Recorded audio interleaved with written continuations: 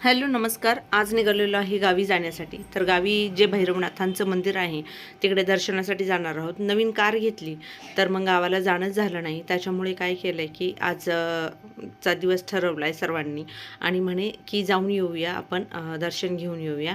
नारळ आणि हार येतानीच आणले होते.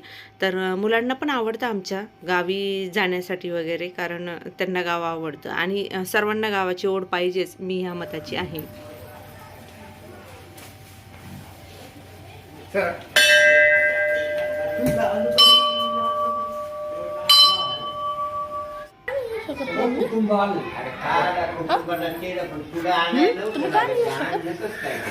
गर्ल्स नाही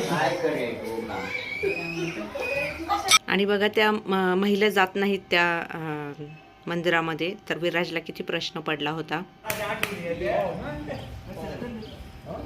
इकडे बघा, हे नाही लावलं का? आता माहीत नाही महिला का जात नाहीत मध्ये. तर नाही जात. जी प्रथा असते ती आपल्याला लावून धरणे हेच माझ्या मते योग्य आहे आणि आम्ही पण ते रूल्स पाळतो. तर आम्ही मग नंतर गाडीमध्ये न जाता रस्त्याने जे गावाकडचं घर आहे तिथपर्यंत म्हटलं पायीच जावे आणि सर्वजण पायी आलो. नंतर घराच्या जवळ आहेत समाध्या, तर मग तिथे समाधीवर पाणी टाकलं आणि इकडे आम्ही गावाला घर बांधणार आहोत नवीन. तर ती जागा आम्हाला दिलेली आहे गावाकडे घर बांधण्यासाठी. समाधीवर पण हार आणि आपलं जे नारळ असतं ते पण वाहिलेलं आहे आणि आवडतं सर्वांना. ॲक्च्युली गावाकडचं जे असतं कुलदैवत वगैरे आपण जे म्हणतो ते करणं सर्वांनाच आवडतं.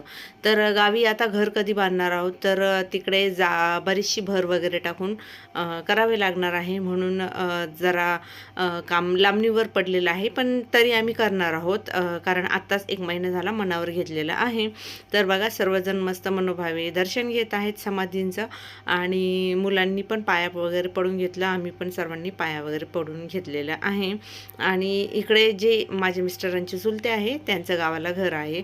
या आहेत माझ्या चुलत सासू. हा, त्याला लय आवडत आहे तुम्ही. आणि त्यानंतर चहा घेतला आणि मग रात्रीचं जेवण तिकडेच केलं. घरी आलो तर बघा आपल्या बाहेरच्या बागेमध्ये खूप छान आपले ब्रह्मकमळाला 6 फुलं आलेली होती आणि ते बघून खूप छान वाटलं, मस्त वाटलं. हळद कुंकू वाहिलं आणि नंतर झोपायला गेलो.